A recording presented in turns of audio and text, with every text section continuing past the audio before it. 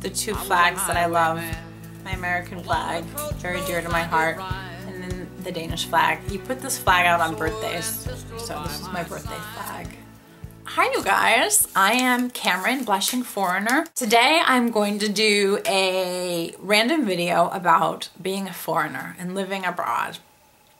I have a lot of adventures and experiences and what I call Bridget Jones moments where I totally embarrassed myself and exposed myself as an American. I have my little flag here. I have a bunch of these little baby American flags around my apartment just so I remember where I come from. I've been living outside of the US for 5.5 years. It'll be 6 in August.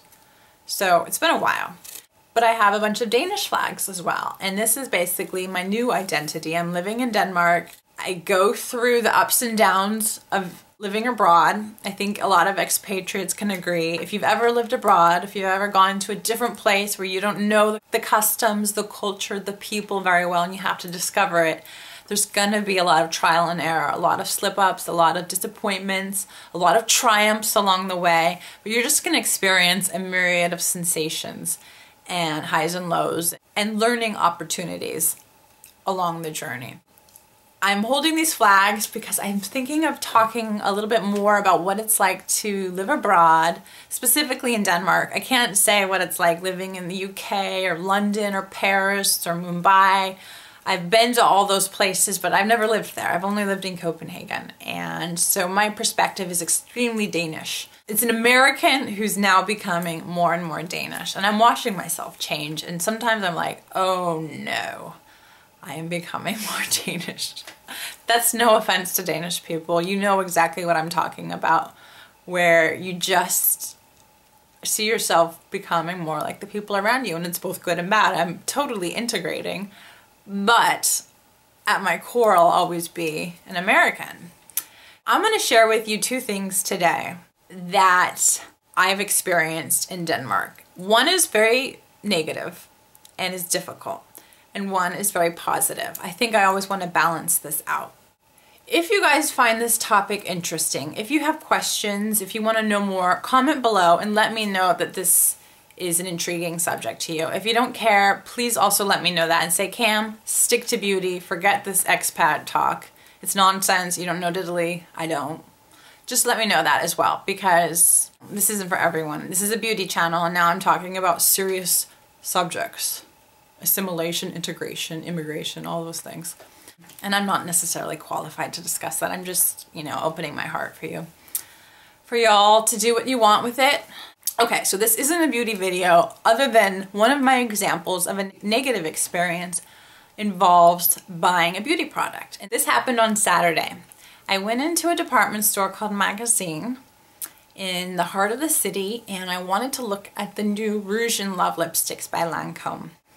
This was on the heels of a not so good service experience at a jewelry shop. I went to pick up something that I'd had repaired. They called, said it was ready. I went in and they didn't know where it was. They'd lost it. And I was like, they were not nice or helpful. They just wanted me to skedaddle because they had other customers to attend to. And I was like, you lost my earring and now you're just trying to get me out of there. They didn't say they were sorry one time. It was just, we don't have it. Come back next week. Maybe we'll find it. And I was like, wow, that wasn't a beautiful service experience. I'll shake it off. I'm gonna go to Magasin, check out the cosmetics. I went in, stepped up to the Lancôme counter. I found this color. I ended up buying it. It was 340B, and it's a beautiful corally pinkish color. I'll swatch it here. Now I'm gonna share with you what happened when I grabbed the tester and I asked the Lancôme associate if I could try it on. I handed her the tube of lipstick and said, oh, I'd like to try this on in Danish. And she said, go ahead. And I said, oh, can you please clean it for me? And she said, no, we just got these. These are new. And I looked at it and I was like, oh, it looks like it's been used because it had a swipe mark on it. It certainly wasn't in pristine condition. You can all tell when a tube of lipstick is brand new, untouched by humans. Maybe a machine has touched it, but you all know what that looks like, and you know what a lipstick looks like when it has touched skin. And this had been used. So I looked at her and was like, I'd really feel better if we clean it. And she's like, don't worry about it. You don't need to clean it. No one's used it. And I laughed and I was like, thinking to myself, have you really watched all day long and can guarantee no one's used this? She said, we just got these last night. And I was like, well, that was 24 hours ago, you know? Whatever. I grabbed a tissue and I cleaned it myself. And I just kind of wiped. I was like, I'd feel more comfortable cleaning it before I try it on. And I wiped it, one on the front, one around the side, and then an extra one for good measure. So 3 little quick swipes. And she was like, stop. She's like, you cleaned it enough. That's more than enough. And then she kind of tried to laugh it off because I was taken aback by how forward she was. She was like, you've done it enough. So I said, okay. So I tried it on. And it was a pretty shade, and I was intrigued, and I thought to myself, okay, her name was Karina, and I said, Karina, what color do you think this is? Or what shade is this? Because I couldn't quite pinpoint it, if it was a pink or a coral. She said, oh, I'm not going to tell you. I don't want to say. And I was like, don't be a stinker, you know? Like, she was being a little, not glib, but they're taught here in the school system to be very much critical thinkers and to not just go with the show, to kind of fight back. And she was adamant that she didn't want to place this color into a box. And I kind of forced it. I was like, is this a coral? And she said, yeah, it is. It looks very coral on you, but when I tried it on, it was a pink. And I looked at her and was like, oh, it was pink on you when you tried it on.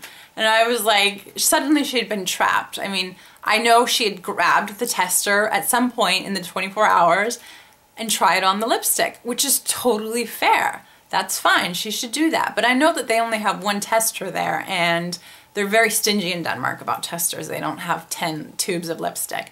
So she'd probably tried that very lipstick that I was sampling. So I just kind of laughed and was like, oh, it was pink on you and coral on me. And I was like, okay, well, I'd like to buy it. So I went over to pay, and I got a good look at her, and there I saw it. On her mouth was a big cold sore. In the corner of her mouth, it was like an open wound. It was starting to, this is disgusting, I'm sorry. It was a cold sore. You all know what they look like.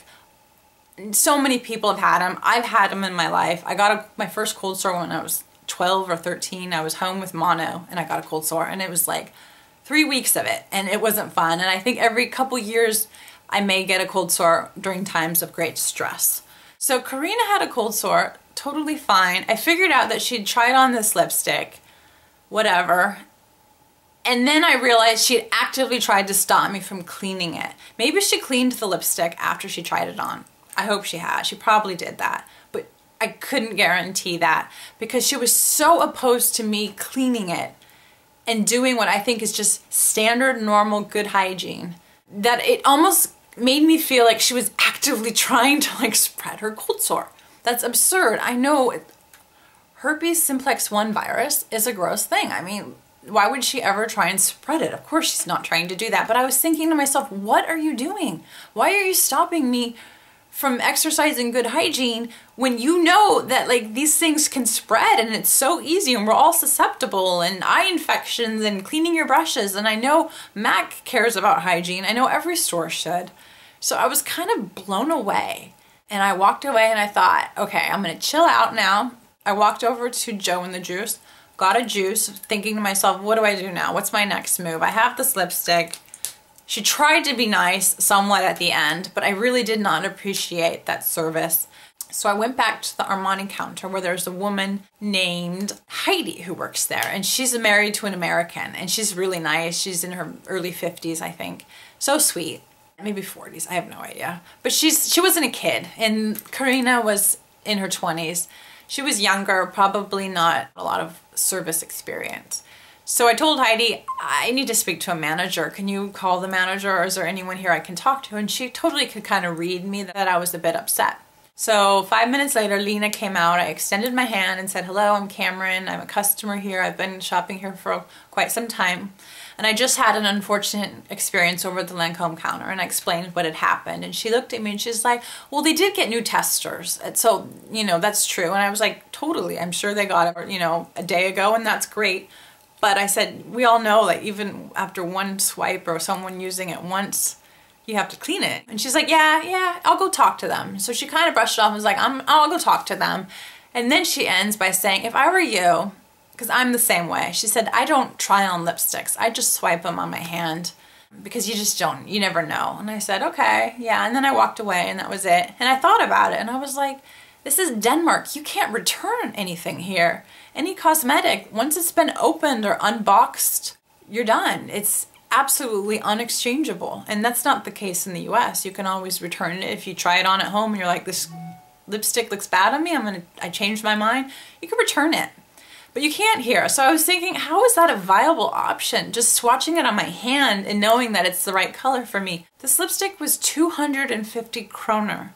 That's $50. So it's twice as expensive in Denmark as it is in the US. So when you're paying such a pretty penny for a piece of, for anything, you want it to be right. If you have no way out of this purchase, once it's gone through, you want to make sure that you really want this purchase. So I was thinking, God, that's really not a great solution, that I just never try on a lipstick again and I don't know what to do with it. I'm really concerned. I may never try on a lipstick in Denmark again. I miss the days of going to Sephora where I can disinfect and I can use their alcohol and take care of it myself. I couldn't believe when I tried to take care of it here on Saturday in Denmark that the woman was so abrupt about it and did not want me to do that. I know she was probably just trying to conserve her testers because they didn't have a lot and she didn't want me to waste product. I totally respect that, but I still think at the end of the day, hygiene should trump the availability of it. So I couldn't believe that, and that's just a peek into the service level in general in Denmark, where the customer is never right, where the customer will get attitude, often will get, you know, met with a blank stare or a, why are you doing this? Why are you bothering me? There's gonna be exceptions to this rule. I found places where I go back time and time again because I think they're sweet and they have some good people there. The cupcake shop where I go is so lovely. The girls who work there, they're all in their 20s. They're so nice. And I adore them and I want to hug them for just being good people and giving good service. So you can find it, but in general, if you just sort of cast a wide net, you aren't going to find amazing service. That's difficult. Perhaps I'm overreacting, and if you think I'm crazy and that there's no chance of exposure to a cold sore and I just need to get over it, you know, comment below. I totally respect that point of view. I am somewhat a germaphobe. I don't like sharing my drink glasses. I'm not into that so much. I don't mind with my boyfriend or my sisters. We can kind of share things, but I always wash my hands before I eat a meal. It's just basic things. I'm not completely anal meticulous, but I do try and observe good hygiene standards. So I was pretty blown away at Magasin. Or at this one counter, someone could be so flippant and not only negligent to hygiene, but almost rude about it when I insisted on it. So that was a crummy experience. That whole day I went home, I talked to my boyfriend, he was like, ew, that's bad. He was very sympathetic, but then I start to go off and then I start to really rant and then I start to make sweeping generalizations about his people, his countrymen, and that's not good. And I don't think anyone should have to hear someone complain. And I did, I was complaining. And when you have a few bad service experiences in the country, suddenly you're like, oh, this whole place, everyone is so rude, or oh, they just don't know what they're doing here service-wise. And I've said that before because it's a different service paradigm in this country. There's gonna be some places that are really nice, and then there's gonna be places that are not, and they just don't care. I couldn't believe that this happened, and then when I talked to the manager, she was kind of like, get over it, don't worry about it. And I was like, all right, well, I did my part. I spoke up, and that's all I can do. I've got to move on. So this lipstick is indelibly marked in my brain as one that I have mixed feelings about. I don't know if I'm really gonna embrace this one now, given its story, but I'll get over it. Does anyone want it? Should I give it away? I've used it. I'm just kidding. That's my service complaint about Denmark. How does this relate to being a foreigner? I think I come into this country with a different paradigm, a different perspective. I am used to different things. In the US, you can return your cosmetics, no problem. You can get a smile when you buy something. Maybe you'll get a bitch, that happens too. Maybe you'll have a rude person. You can get anything. But most of the time, you can expect a somewhat decent level of service. And if it's bad, if it's abysmal, like it was for me on Saturday, you can complain about it. You can write a letter, which I've done before, because I like to push businesses to do better. I think it's important. My parents are both small business owners, and when patients respond with both good and bad feedback, it helps them improve their business.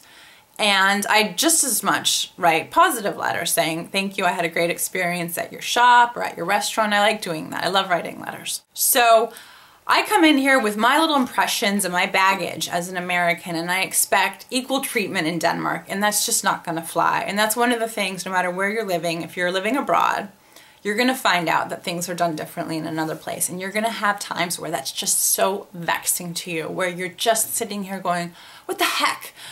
It's so much better where I come from, and this and that, and I go through that a lot. And what I do is I talk to people who can relate to me in those circumstances. I usually talk to Americans. So I went onto my Facebook and I did my little rant, and I had 2 American friends pipe in immediately and say, oh no, Cam, which shop do we have to boycott now? We've all supported each other through our own trials and tribulations. And my friend can no longer go to this dry cleaner, and we all stopped going there because they gave her a really hard time once. So little things like that, word of mouth campaigns can make a difference for a business, and it's just us doing our little silent protest, like we're not gonna put up with this stuff. My friend Mia, who is Danish, I talked to her the night before about service, and she was saying she'd just been in London and the service was amazing. And she's like, why is it so behind in Denmark? Why are people not friendly enough? And we don't know why. We have no idea why, but just relating that concern with others and sort of getting it out of my system, I can quickly move on. So that's what I do when I've had a bad day, when things just get to me where I'm like, it shouldn't be like this. Denmark, you're too good for this. I just talk about it, I vent, I get it out, and then I move on. I feel like I really need to balance this message by describing a beautiful thing about this country, something that I just love and that I think is really unique to Denmark. I'm going to teach you a word called hygge. It's spelled H-Y-G-G-E. Hygge. Hygge. Det er så hyggeligt her. That means that it is so cozy here. Hygge is hard to place in the English context because we don't have a word for it, but I think the closest cousin to a word like hygge would be cozy. I think realtors in America have destroyed the word cozy to mean small, like a cozy little bungalow is like a tiny house.